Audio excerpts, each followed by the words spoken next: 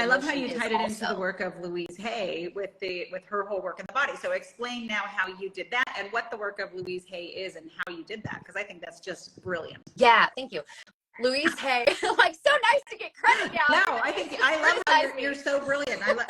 And maybe because our brains work in similar ways that we're like, oh, that and that go together to do this. So, but I love how you tied this together. I think it's absolutely wonderful.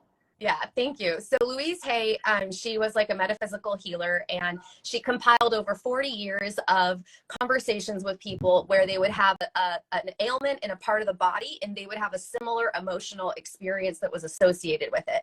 So you can look it up on Google, or you can buy the book. So when I'm like looking at my like C6, C7 disc herniations, I'm looking up what that means. Is this book You Can Heal Your Life? Oh, You Can Heal Your Body.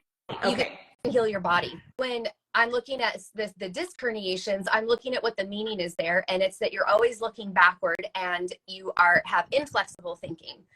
And when I like really started to relate that, like a year ago, 2 years ago, I realized that like it was really holding on to my dad, really holding on to like wanting to have that relationship with him, even though the relationship was so awful.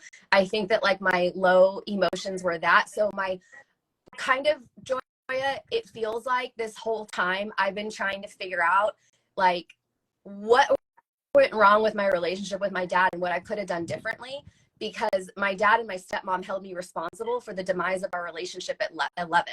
They held an 11-year-old responsible. So it's like from that whole time, like I feel like I've really been trying to like fix myself to be like, how did it get so bad? So that inflexible thinking, I think I'm like constantly like going like that. So, you know, and then, yeah, I mean, so that's what I would do. And then, physically, the fulcrums in your shoulder and your pelvis have to be in alignment for your body to move forward. Because when your right heel hits the floor when you're walking, the energy goes up the backside of your body, goes through the hip, and then exits the opposite hand and the opposite temple joint right here. So if your physical body is not in alignment, the energy gets jammed, and then all of our fulcrums, our levers aren't working properly.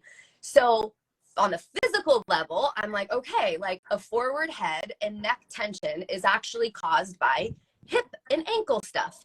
So what's in my hip and ankle? So then I would just start to like deconstruct from like the physical perspective of like, this is what functionally, because we're on the earth plane, we have to do earth plane stuff too. So I would do that. That's how I would love that. work her.